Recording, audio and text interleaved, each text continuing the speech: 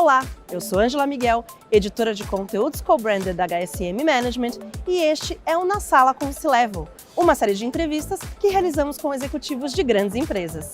E nós estamos gravando daqui, diretamente da HSM+, o maior evento de gestão e inovação da América Latina.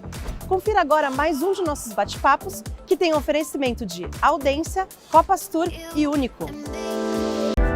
Olá, estamos aqui na Sala com o C-Level e dessa vez nós estamos com o Rodrigo Abreu, CEO da Oi. Rodrigo, muito obrigada por participar do nosso programa. Um prazer é meu, obrigado pelo convite. Rodrigo, conta um pouquinho então da tua trajetória de carreira até chegar agora como CEO da Oi. Bom, como muitos CEOs, eu sou engenheiro, né? Então comecei minha carreira fazendo engenharia elétrica e eu já sabia desde pequeno que eu queria ser engenheiro e aí talvez isso tenha um pouco a ver até com a própria trajetória, porque eu queria entender como as coisas funcionavam. E logo depois que eu me formei, eu acabei tendo uma empresa, tive uma pequena passagem como empreendedor, mas eu queria de fato trabalhar numa grande empresa. E aí um pouco de tempo de trabalho de engenheiro, eu falei, pô, mas o que eu gosto mesmo não é só o lado técnico da engenharia, é entender de fato como funcionam todas as inter-relações entre as várias áreas de uma empresa, entre os vários objetivos de cada uma das funções. E aí eu tracei um objetivo para mim bem cedo na carreira, que era de virar um gerente geral, de virar um executivo, de virar um CEO. E aí, para isso, eu planejei a carreira. Eu acabei passando por várias áreas diferentes. Eu passei muito tempo dentro de um grupo só, que é um grupo nacional chamado Promon. E aí comecei como engenheiro, depois acabei passando para marketing, para vendas, fiz planejamento estratégico, fiz desenvolvimento de negócios, virei assessor estratégico. E aí fui fazer um MBA para poder trazer o componente de finanças, que obviamente é fundamental para a carreira do executivo. E aí, na sequência, quando eu voltei, eu acabei assumindo, eu entrei como estagiário na empresa, acabei assumindo como CEO de uma das empresas do grupo, que era uma empresa de tecnologia. E aí foi uma carreira sempre voltada para a tecnologia, que por um desenvolvimento natural, eu sempre gostei nunca gostei muito de monotonia, sempre gostei de desafio. Quando a coisa estava ficando um pouco mais tranquila, mais estável, eu buscava o próximo desafio, a próxima encrenca, né, o próximo desafio intelectual. E aí acabei passando para a liderança de várias empresas de tecnologia. Então passei pela liderança de uma multinacional inicialmente, que é uma empresa chamada Nortel Networks, depois fui para a Cisco, saí do país, liderei a Cisco fora do país, em outros países da América Latina, uma super experiência bacana para entender que o mundo é muito mais do que só o nosso mundo. Voltei para cá para assumir a presidência da Cisco do Brasil, aí tive um convite para ir para a TIM como CEO e aí começaram talvez as características de carreira que acabaram marcando esse período todo. E quando eu fui para a Cisco, quando eu fui convidado para voltar para a Cisco do Brasil, foi para liderar um processo de transformação. A empresa estava passando por um período de algumas dificuldades de governança e de olhar para frente, de deixar algumas marcas de passado para trás. Então eu vim para cá para fazer uma mudança de transformação de cultura, de posicionamento, de visão de longo prazo. E aí isso acabou virando uma marca de transformação de cultura. E aí, quando eu acabei recebendo um convite para ir para a TIM, foi para liderar também uma mudança de cultura. A gente acabou combinando com mudança de marca, mudança de posicionamento, sair de uma posição que era uma posição de uma empresa voltada para o baixo custo, para baixa qualidade, para uma marca mais premium. E a gente fez todo um planejamento de mudança de cultura, de mudança de marca, de mudança de engajamento. E aí, isso acabou marcando as várias etapas. Nesse meio do caminho, tive uma experiência, curiosamente, fora do setor de tecnologia ligada à telecom, isso foi no setor de fintechs. Eu fiz uma startup de uma fintech ligada à base de dados para o cadastro positivo, que é uma empresa que foi investida pelos 5 grandes bancos, que hoje virou uma empresa super bem sucedida, tem um orgulho grande, um carinho grande com um projeto que chama COD. E aí, na sequência, eu fui convidado para ser conselheiro da Oi. E como conselheiro, a gente tinha, obviamente, tem um desafio de transformar completamente a empresa, uma empresa que ainda está em recuperação judicial, olhando para como sair da recuperação judicial.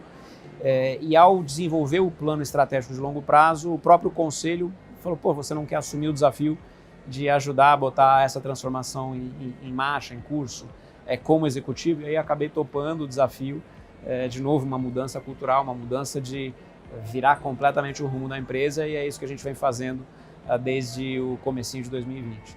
É muito legal ver que você procura, né, a pulguinha ali, né? É isso, você está muito tranquilo, muito estável, está na hora de olhar para onde é que vai o próximo desafio.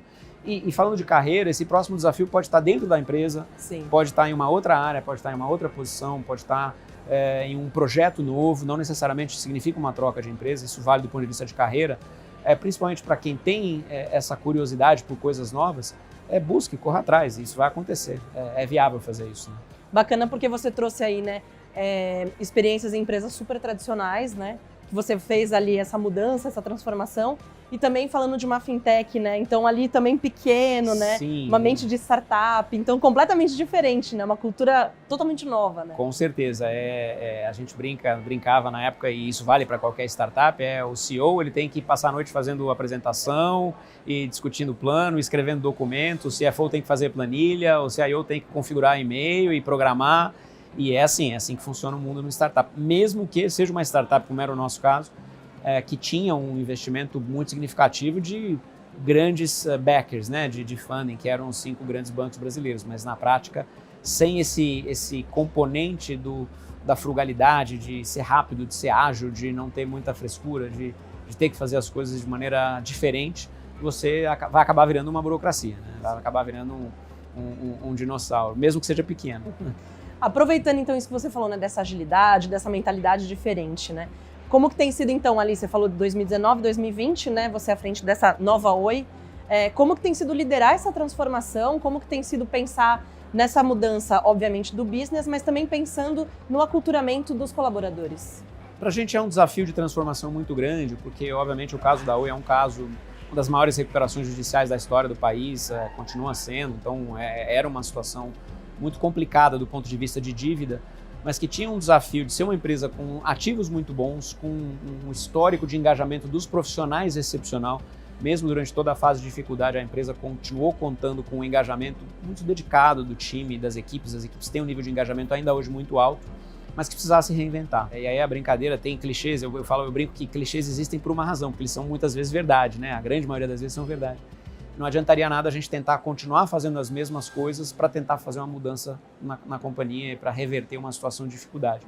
Então, nós criamos um plano que ele realmente mudava completamente o papel da empresa. Ele muda completamente o papel da empresa. De uma empresa que fazia tudo para todo mundo, em todo lugar, para uma empresa focada em algumas áreas de expertise, focada na fibra ótica, focada no contato com o cliente, de uma empresa que era integrada verticalmente e tinha desde a infraestrutura até toda a cadeia de prestação de serviço, para uma empresa voltada para gerenciar a inovação, gerenciar cliente, gerenciar a interação com o cliente, gerenciar a gestão de serviços, mas que segregou a sua infraestrutura para criar uma empresa nova, de uma empresa que era uma telco tradicional, grande, tudo super robusto, sofisticado, integrado, complexo, para uma empresa que tem que ser mais ágil, tem que ser mais leve, tem que ter uma cabeça de futuro.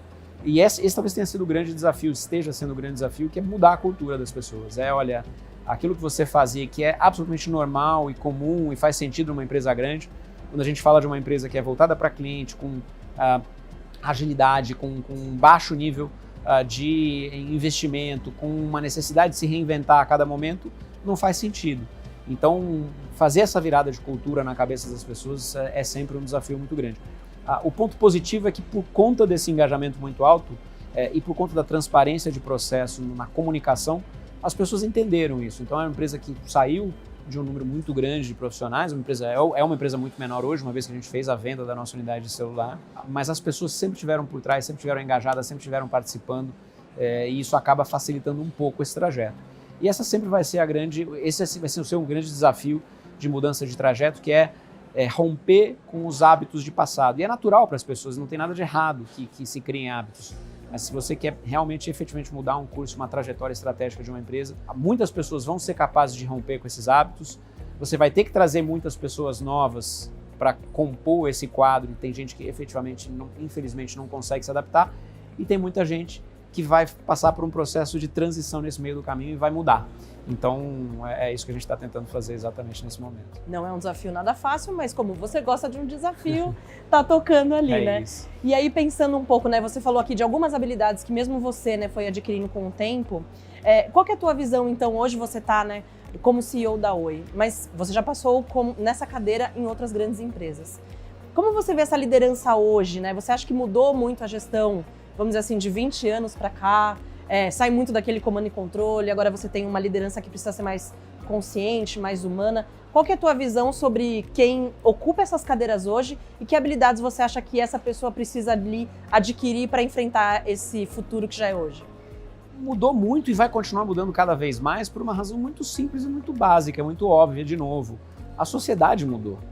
Hoje um jovem que começa numa carreira nova não tem absolutamente nada a ver com um jovem que começava numa carreira nova há 20 anos, há 30 anos.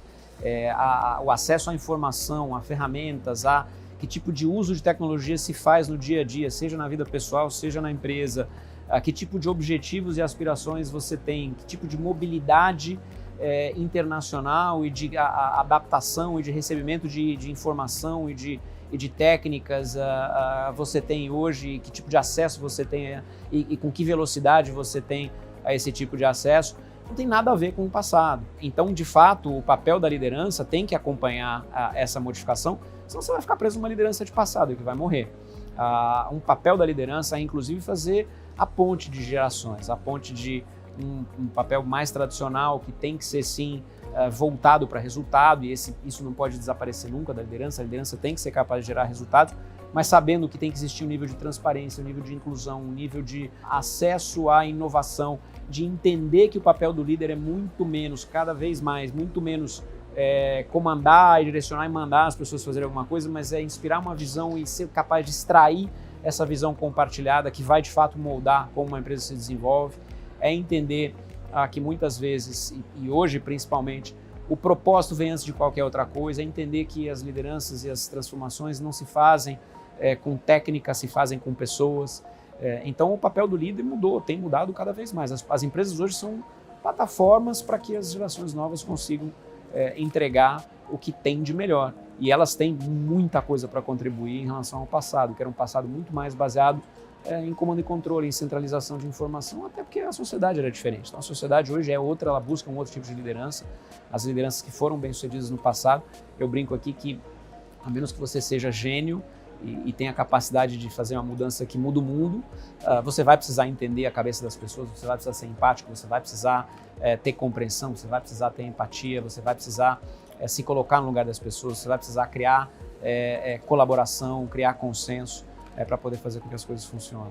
Perfeito. E aí, para a gente fechar, se você poderia, pelo menos, se você pode contar um pouquinho do que a gente pode esperar, então, dessa nova Oi, próximos passos, a gente pode esperar mais inovação, o que você pode falar para a gente? A nossa visão é uma visão em construção, mas o desafio é justamente transformar o que era uma empresa integrada de telecomunicações, uma famosa operadora de telecomunicações, em uma empresa de tecnologia, uma empresa que é capaz de hoje oferecer um serviço de fibra, mas amanhã um serviço de conectividade dentro da casa, depois de amanhã um serviço de acesso a serviços digitais de segurança ou de conteúdo, ou de educação, ou de saúde, ou que vai fazer com que a gente consiga desenvolver marketplaces locais de conexão entre empreendedores locais e as necessidades dos clientes. Então é de fato sair daquela coisa monolítica de uma operadora com um papel muito claro, muito bem definido, muito integrado para uma empresa de tecnologia. Que pode até mesmo acrescentar rumos, mudar rumos, fazer coisas completamente diferentes, uma vez que ela não está presa mais a uma infraestrutura, algo pesado, que acaba definindo a necessidade de você atuar e obter retorno em cima de um tipo de investimento só. Perfeito, Rodrigo. Super obrigada. Obrigada por ter estado aqui conosco e ter dividido um pouco da sua experiência conosco. Não, eu que agradeço, é um prazer estar com vocês e obrigado pela audiência, obrigado pelo evento, o evento tem sido fantástico.